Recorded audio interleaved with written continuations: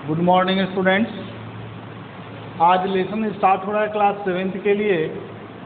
Lesson 7 में exercise 7.2 7.1 आपका previous class में बताया जा चुका था। अब इसमें कुछ टॉपिक है, इस टॉपिक को हम बता दें पहले। जैसे ये अब फिगर आप देख रहे हो, ये दो पैरेलल लाइन है और इस पैरेलल लाइन को एक ट्रांसवर्सल लाइन क्या कर रहा है, कट कर रहा है। तो यहाँ पर अगर इसका नोमेनक्लेचर करें तो ए बी सी डी और ये ट्रांसवर्सल लाइन है, तो इसको टी कर देते हैं। और यहाँ पर जो एंगल बनता है, इस एंगल को 1 2 3 4 5 6 7 8, तो ये एंगल को भी आपको हम इंडिकेट कर दिए। अब यहाँ पर आप देखेंगे, सबसे पहले हम चर्चा करेंगे पैरेलल लाइन की। तो प्रीवियस क्लास में आपको बताया गया था कि अगर किसी प्लेन सतह पर दो लाइन इक्वी डिस्टेंस पर ड्रॉ हो, ये दोनों का कोई एंड पॉइंट ना हो, तो उस कंडीशन में ये दोनों के बीच का जो डिस्टेंस है वह इक्वी डिस्टेंस है। अगर यहाँ पर हम डिस्टेंस लेंगे और यहाँ पर डिस्टेंस लेंगे तो यह इक्वल हो जाएगा, तो ये पैरेलल लाइन कहलाता है। अब इस पैरेलल लाइन को एक लाइन, दोनों पैरेलल लाइन को डिफरेंट जगहों पर कट कर रहा है, तो ये ट्रांसवर्सल लाइन हुआ। अभी ट्रांसवर्सल लाइन की चर्चा है, तो यहाँ पर क्वेश्चन क्या है कि ट्रांसवर्सल लाइन क्या है, what is transversal line. Hindi उसका होता है प्रतिच्छेदी रेखाएं। यहाँ पर ट्रांसवर्सल लाइन के बारे में हम बता दें, a line which intersect two or more given lines at the different points is called transversal. कहता है कि एक लाइन किसी दो जगहों पर, किसी भी दो पैरेलल लाइन को कट करता है, तो ये ट्रांसवर्सल लाइन कहलाता है। ए line which intersect two or more given lines, दो या दो से अधिक दी हुई लाइन को एक साथ कट करता है, डिफरेंट जगहों पर कट करता है, तो उसको हम ट्रांसवर्सल लाइन कहेंगे। कौन लाइन कहेंगे? ट्रांसवर्सल लाइन कहेंगे। अब यहाँ पर आप देखेंगे कि ये डिफरेंट लाइन है A B and C D, और दोनों ये पैरेलल है, और इसको ये ट्रांसवर्सल लाइन क्या कर रहा है, कट कर रहा है। तो यहाँ पर जो एंगल मैंने चर्चा किया था, उस एंगल के बारे में हम बता दें। आप यहाँ देख रहे हैं कि 1 2 3 4 ये एंगल हुआ, 5 6 7 8 ये भी एंगल हुआ। तो यहाँ पर ये जो चार एंगल बने हुए हैं, इन चारों एंगलों का एक अलग पेयर होता है और उस पेयर में अलग अलग नाम होता है। उस नाम के बारे में आपको बता दें। सबसे पहले हम लोग वर्टिकली अपोजिट एंगल की चर्चा करेंगे। यहाँ पर जो नंबरिंग आप देख रहे हो 1 और 3, तो 1 = 3 और 2 = 4, यानी एंगल 1 = एंगल 3, ये वर्टिकली अपोजिट एंगल है। क्या है? Vertically opposite angle. और फिर एंगल 2 = एंगल 4, ये भी वर्टिकली अपोजिट है। तो यहाँ पर आप पूछ सकते हो कि सर अगर एंगल 1 और 3 वर्टिकली अपोजिट है, तो 2 और 4 भी वर्टिकली अपोजिट होगा, 5 और 7 भी वर्टिकली अपोजिट होगा, 6 और 8 भी वर्टिकली अपोजिट होगा। ठीक है? तो इस तरह से वर्टिकली अपोजिट के बारे में हम क्लियर हो गए कि जो आमने सामने का जो कोण होता है, जिसको वर्टिकली अपोजिट एंगल कहते हैं, वे क्या होते हैं? इक्वल होते हैं, है ना। तो यहाँ पर एंगल 1 = एंगल 3, एंगल 2 = एंगल 4। अब जो भी वैल्यू आएगा आपका एंगल 1 और एंगल 2 सा क्लियर हो जाएगा। ठीक है? अब इसके बाद आता है इंटीरियर और एक्सटीरियर एंगल के बाद। इंटीरियर इट मीन्स अंदर का एंगल, और एक्सटीरियर मतलब बाहर का एंगल। यहाँ पर देख रहे हैं इंटीरियर एंगल में ये 3 है, 6 है, 4 है, 5 है। तो इंटीरियर एंगल आपका ये अंदर का हुआ, और एक्सटीरियर एंगल जैसे 1 है, 2 है, 8 है, 7 है, ये एक्सटीरियर का, बाहर का एंगल हुआ। तो इस इंटीरियर और एक्सटीरियर में अल्टरनेट इंटीरियर और अल्टरनेट एक्सटीरियर भी होता है, जो नीचे हम यहाँ पर लिखे हुए हैं, alternate interior angle, alternate exterior angle.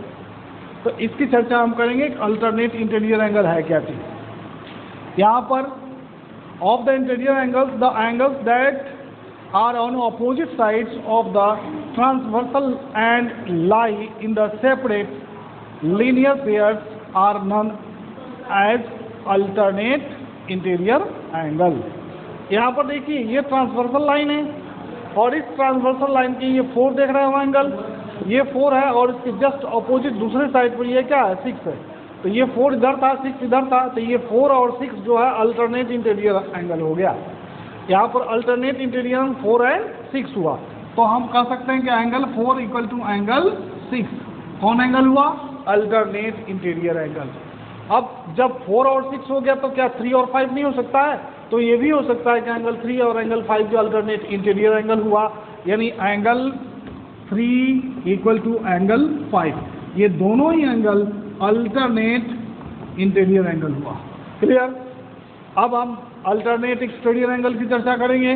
तो अल्टरनेट एक्सटीरियर, ये 1 देख रहे हैं आप, ये 1 और 7 एक ही ट्रांसवर्सल लाइन है और ट्रांसवर्सल के ये आउटडोर पर यानी एंगल एक्सटीरियर एंगल है 1 और इसका भी एक्सटीरियर एंगल है 7, लेकिन दोनों ही एक ही एंगल के अपोजिट साइड में है, तो एंगल 1 इक्वल टू एंगल 7, ये अल्टरनेट एक्सटीरियर एंगल हुआ।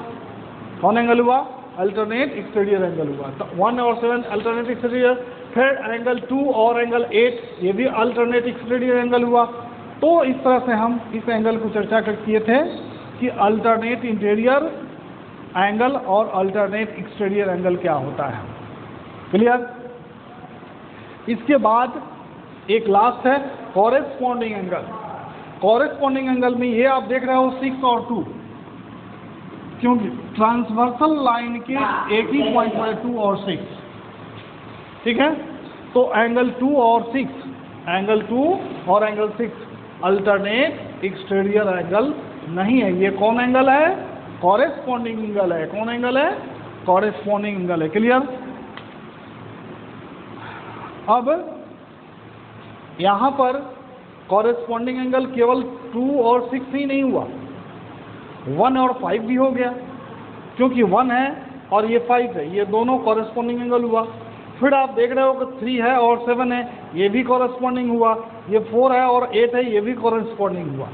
तो कॉरेस्पॉन्डिंग जो एंगल होता है, यहाँ पर जो एक्सटीरियर में आप देख रहे हो एक एंगल 1 है और फिर एक ही साइड में जो ट्रांसवर्सल लाइन के उसी साइड में यहाँ पर देख रहे हो इंटीरियर एंगल 5 है।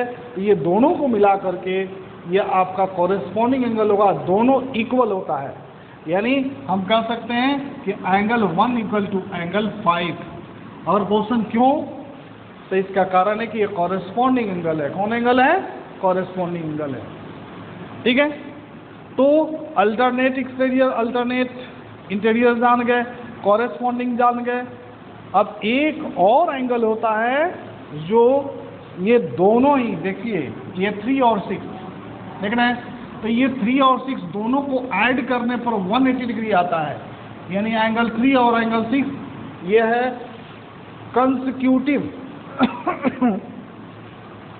कंसेक्यूटिव एंगल, है ना। कंसेक्यूटिव इंटीरियर एंगल कहलाता है। कंसेक्यूटिव इंटीरियर एंगल 3 और 6 और दोनों का सम कितना होता है? 180 डिग्री होता है। क्लियर?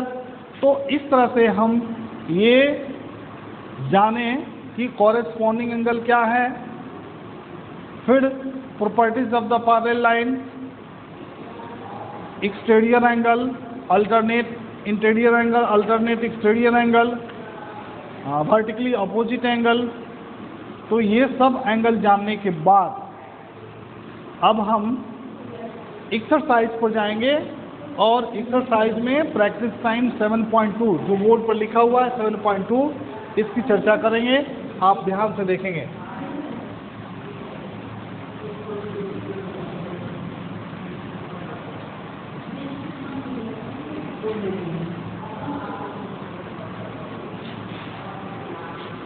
यहाँ पे एक्सरसाइज 7.2 में पहला क्वेश्चन है कि identify the line segment which are the parallel in the following figures. इसमें बुक में बहुत सारा फिगर दिया गया है। इस फिगर को देख करके आप पैरेलल लाइन को इंडिकेट करना है कि इसमें कौन कौन लाइन पैरेलल है। एकदम क्लियर है, जो आमने सामने का अपोजिट लाइन है एकदम अगर इक्वल है, डिस्टेंस इक्वल है तो वो पैरेलल होगा। तो केवल पैरेलल लाइन ही इसमें बताना है। अब क्वेश्चन नंबर बी में, in each of the following figures state whether the lines L is the transversal, है ना। इसमें ट्रांसवर्सल लाइन है और ये बहुत सारा फिगर है। इस फिगर में बताना है कि in each of the following figures state whether the line L is a transversal. Line L जो है वह ट्रांसवर्सल है। कैसे ट्रांसवर्सल, इसको बताना पड़ेगा। तो ट्रांसवर्सल लाइन का जो डेफिनेशन मैंने बताया था उस डेफिनेशन को यहाँ कारगर करना पड़ेगा। इन द फॉलोइंग फिगर्स, अभी आपको ट्रांसवर्सल लाइन के बारे में बताए थे कि 2 या मोर देन 2 ये इंटरसेक्ट होना चाहिए। अगर एक लाइन इंटरसेक्ट करता है तो इट इज नॉट ट्रांसवर्सल, ये ट्रांसवर्सल लाइन नहीं कहलाएगा। तो ये ध्यान देना है फिगर में कि इसमें ट्रांसवर्सल है कौन, ठीक है। और 3 नंबर फिगर में, in the following figures angle 1 equal to 70 degree, angle 8 equal to 55 degree are P Q and R S parallel. इसमें प्रूफ करना है कि ये पैरेलल कैसे है। एक चीज़ आपको बता दें जो मोस्ट इम्पॉर्टेंट है, ये मान लीजिए कि पैरेलल लाइन है और एक लाइन ये ट्रांसवर्सल है, ठीक है। यहाँ पर ए बी सी डी।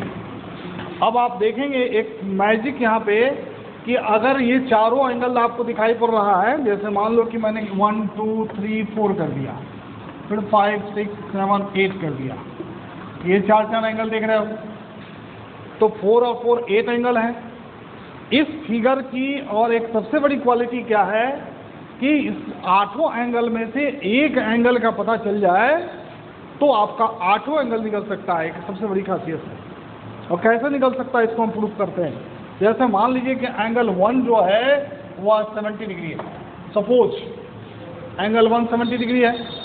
तो आप पढ़े हो, अभी भी आपकी क्लास में बताया गया है कि एंगल 1 और पोल वर्टिकली अपोजिट होता है। और वर्टिकली अपोजिट क्या है, इक्वल एंगल है। तो एंगल 1 इक्वल टू एंगल 4 है, तो ये 70 है, तो ये भी क्या हो जाएगा 70 डिग्री हो जाएगा। क्लियर। अब जब वर्टिकली अपोजिट आप पढ़ लिए तो इसके बाद आप जानते हो कि 4 और 5 जो अल्टरनेट इंटीरियर एंगल है और ये भी क्या होता है, इक्वल होता है। यानी 4 और 5 क्या है, इक्वल है। और 4 का वैल्यू कितना है, 70 डिग्री है, तो इसका भी वैल्यू कितना हो जाएगा, 70 डिग्री हो जाएगा। और 5% वर्टिकली अपोजिट एंगल है, तो इसका भी क्या हो जाएगा, 70 हो जाएगा। यह क्लियर। अब इसमें एक लीनियर पेयर आता है।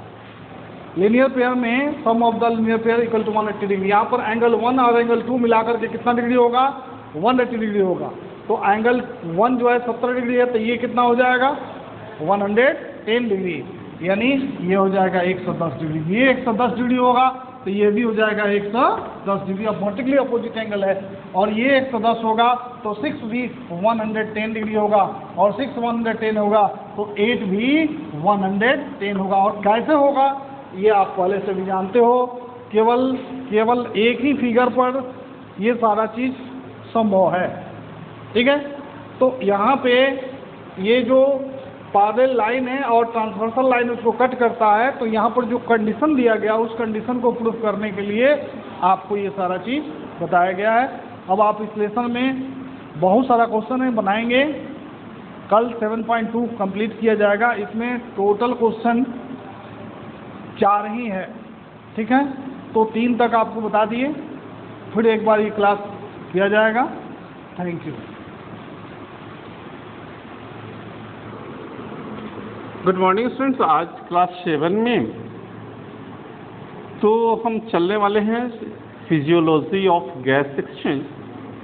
पीछे 2-3 दिनों में मैंने काफ़ी बातें आपको बताई और उसमें मैंने बताया कि गैस का एक्सचेंज कैसे होता है। आप जब अपने बुक्स के पेज नंबर 85 को ध्यान से देखिए तो आप इसमें देखेंगे कि मैंने कहा था आपसे कि जो ऑक्सीजन होता है, जो हम सांस लेते हैं, वो हमारे हार्ट में हीमोग्लोबिन से कंबाइन होता है और ऑक्सी हीमोग्लोबिन बनता है। लेकिन जो हमारे वेन से वापस आता है वो वो क्या होता है, कार्बोक्सी हीमोग्लोबिन होता है।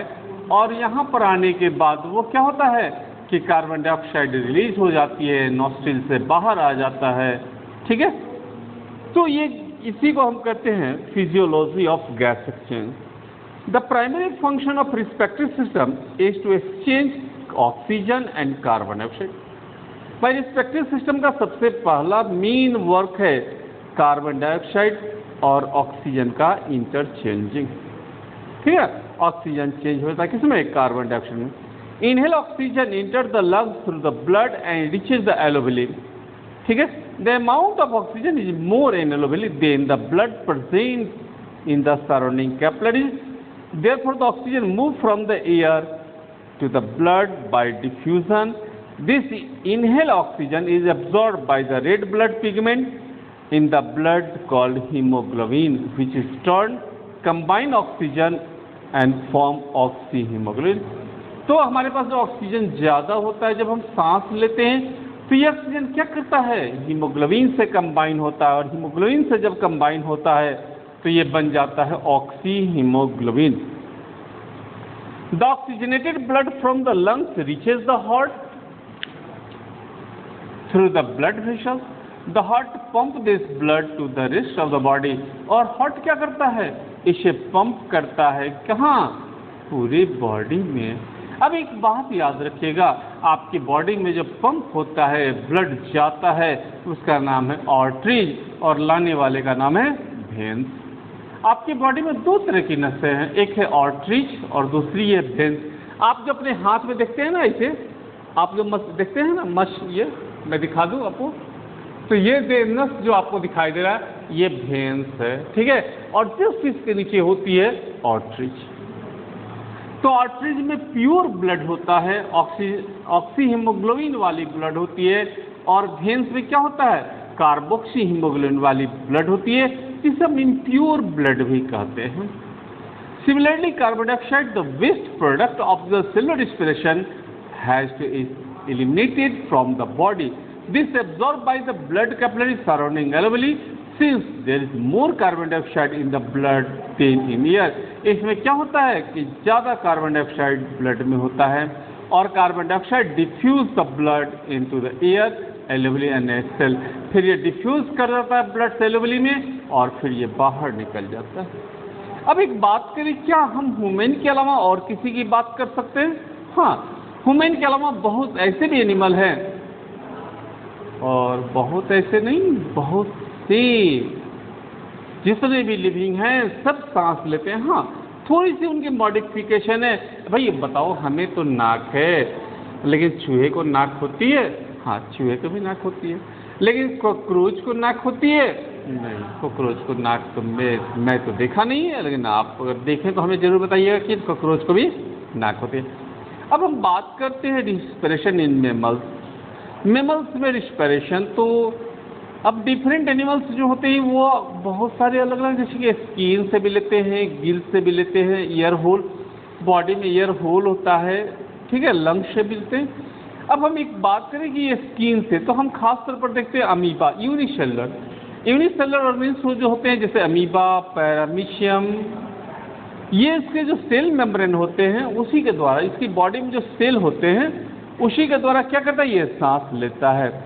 They take oxygen through their entire body surface and give out carbon dioxide. ये पूरी बॉडी से क्या करते हैं, सांस लेते हैं ना, और फिर पूरी बॉडी से क्या छोड़ते हैं, कार्बन डाइऑक्साइड भी छोड़ते हैं। द अर्थवर्म सोचते हैं आप केचुआ, it's skin moist and slimy which make the permeable for oxygen to diffuse in and carbon dioxide to diffuse out of the body। तो अर्थवर्म का जो बॉडी होता है मॉइस्ट होता है, स्लिमी होता है, परमेबल होता है, और इसके कारण परमेबल होता है, मैंने कहा था चयनात्मक झिल्ली, तो मतलब सेलेक्टिव होता है। तो ये ऑक्सीजन को डिफ्यूज ऑक्सीजन को इन करता है और कार्बन डाइऑक्साइड को डिफ्यूज बॉडी से करता है।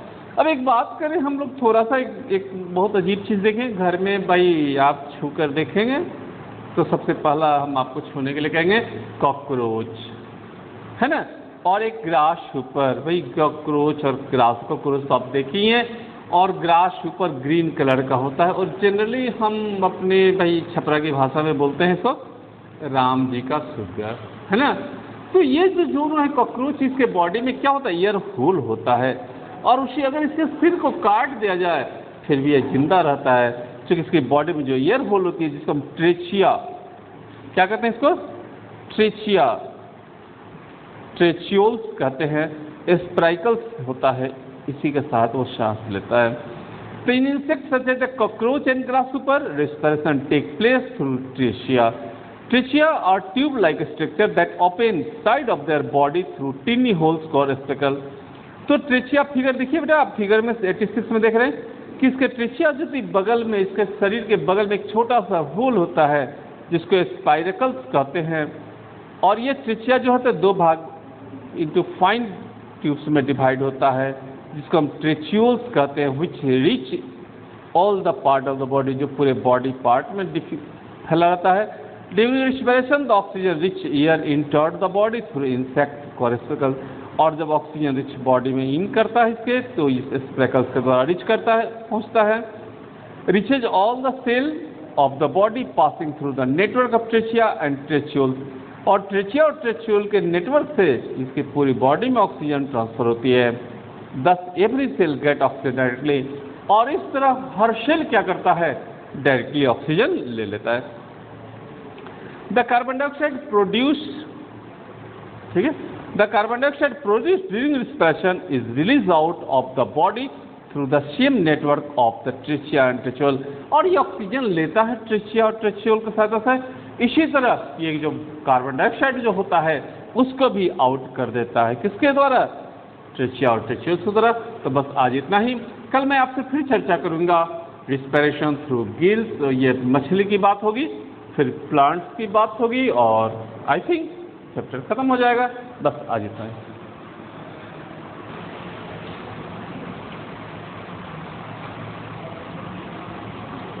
सुप्रभात। क्लास सेवेंथ में 9 लेसन पढ़ाई हो रही थी। शीर्षक का नाम था राष्ट्रध्वज। तो राष्ट्रध्वज के विषय में बताएं कि राष्ट्रध्वज की विकास की जो कहानी है वह अलग अलग रूपों से है, जो 5 प्रकार की थी। बताया गया था 1907 का, 1917 का, और 1921 का, 1931 का, और 1947 का। ये फिगर आप लोग के बुक में दिया हुआ है, देख लीजिए। तो इसके बाद हम लोग पढ़े थे कि 8 कमल भारत के प्रत्येक प्रांत के प्रतीक होते थे। अब इसके बाद है कि सन 1917 में दूसरा झंडा जो है, 1917 में बाल गंगाधर तिलक और डॉक्टर एनी बेसेंट ने एक नया झंडा तैयार किया। इसमें 5 लाल एवं 4 हरे रंग की पट्टियां थी। देख रहे हैं आप लोग, 1 2 3 4 5 किताब में 5 लाल रंग की है और 4 हरे रंग की पट्टियां हैं। बाएं भाग में ऊपर की ओर एक कोने में इंग्लैंड के राष्ट्रध्वज का यूनियन जैक अंकित था तथा दाएं भाग में एक चांद और एक तारा था। यह है यूनियन जैक और यह है चांद और तारा। इसके बाद इस ध्वज में एक पंक्ति में 5 तारे तथा दूसरी पंक्ति में 2 सफेद तारे बने हुए थे, जो इस प्रकार है 5 2। यह 1917 में कांग्रेस के कलकत्ता अधिवेशन में फहराया गया। यूनियन जैक होने के कारण लोगों ने इसका विरोध किया। तो इसके बाद 1921 में आयोजित कांग्रेस अधिवेशन के समय जो ध्वज तैयार किया गया, ये तीसरा झंडा जो देख रहे हैं आप लोग, तैयार किया गया। उसमें 2 पट्टियां थी, ऊपर की पट्टी हरे रंग की तथा नीचे की पट्टी का रंग लाल था। ये 2 रंगों की पट्टियां 2 प्रमुख समुदायों का प्रतीक थी। महात्मा गांधी ने इस ध्वज में एक संशोधन किया, इसमें एक सफेद पट्टी और शामिल की गई जो यहाँ है। इसके बाद जो शेष समुदाय के लोगों का प्रतीक थी, जन आकांक्षाओं का प्रतीक चरखा इस ध्वज पर अंकित था। यद्यपि असहयोग आंदोलन में इस ध्वज का प्रयोग किया गया था, फिर भी यह प्रचलित नहीं हुआ। अगस्त सन 1931 में भारतीय राष्ट्रीय कांग्रेस समिति मुंबई ने जो राष्ट्र ध्वज स्वीकार किया उसमें 3 समानांतर पट्टियां थी, क्रमशः केसरिया, सफेद एवं हरे रंग की पट्टी। सफेद पट्टी पर गहरे नीले रंग का चरखा अंकित था। इस राष्ट्र ध्वज के रंग किसी समुदाय के प्रतीक नहीं थे। केसरिया रंग त्याग एवं वीरता का प्रतिनिधित्व कर रहा था। सफेद सत्य और शांति का जन आकांक्षाओं को चरखा प्रदर्शित कर रहा था एवं हरा रंग जो था वह खुशहाली का प्रतीक था। 30 अगस्त 1931 को पूरे देश में यह झंडा फहराया गया। 22 जुलाई 1947 को नई दिल्ली में संविधान सभा की बैठक में पंडित जवाहरलाल नेहरू ने राष्ट्र ध्वज संबंधी प्रस्ताव पेश करते हुए जो भाषण किया उसके कुछ अंश इस प्रकार थे। हम संकल्प करते हैं कि भारत का जो राष्ट्र ध्वज है गहरे केसरी, सफेद तथा गहरे हरे रंग का तिरंगा होगा। सफेद पट्टी के मध्य में चरखे के प्रतीक स्वरूप नीले रंग में अशोक के सारनाथ स्तंभ के सिंह का चक्र होगा, जिसका व्यास सफेद पट्टी की चौड़ाई के अनुपात में रहेगा। ध्वज की चौड़ाई तथा लंबाई 2/3 के अनुपात में रहेगी। इस झंडे के पीछे एक इतिहास है। अपनी शानदार जंगे आज़ादी के कई उतार चढ़ाव मुझे याद आ रहे हैं। मुझे याद है और मेरी तरह से सदन के सदस्यों को भी याद होगा कि कैसे इस झंडे को देखकर हमारी नसें जो है फड़क उठती थी और जब कभी हम थकने लगते थे तो हमारी हिम्मत जो है टूटने लगती थी। तो कैसे इस झंडे तो हम लोगों को यह झंडा हमें बराबर आगे बढ़ने की प्रेरणा दे रही थी, हम लोगों का हौसला बढ़ा रही थी। अपने आखिरी सांस तक हमारे वीर क्रांतिकारी इस झंडे को थामे रहे और जब बलिदान का क्षण आया तो झुकने से पहले ही इसे दूसरों को थमा गए ताकि यह झंडा हमेशा ऊंचा बना रहे। सच तो यह है कि हमने जब झंडे की रूपरेखा के बारे में सोचा तो केवल एक ही बात हमारे जहन में थी कि झंडा देखने में सुंदर हो, क्योंकि राष्ट्र का प्रतीक देखने में सुंदर होना ही चाहिए। हमने चाहा कि झंडा ऐसा हो जो राष्ट्र को संपूर्णता के साथ अभिव्यक्त कर सके, अर्थात वह अपने संपूर्ण रूप में भी और अपने अलग अलग अंगों से भी हमारे देश की अंतरात्मा, हमारी परंपराओं और हजारों साल की हमारी समन्वयी जीवन दृष्टि को समेकित रूप से अभिव्यक्त कर सके। यही सोचकर हमने इसकी रूपरेखा बनाई। 22 जुलाई 1947 को संविधान सभा द्वारा वर्तमान तिरंगे को स्वीकार कर लिया गया। 14-15 अगस्त 1947 की मध्य रात्रि को भारत के पूर्ण स्वतंत्र होने पर श्रीमती हंसा मेहता ने संविधान सभा के अध्यक्ष डॉक्टर राजेंद्र प्रसाद को असेंबली सेशन में एक नया तिरंगा भेंट किया। अगले दिन 15 अगस्त 1947 के शपथ ग्रहण समारोह के बाद यह तिरंगा जो है राष्ट्र ध्वज राष्ट्रपति भवन पर फहराया गया।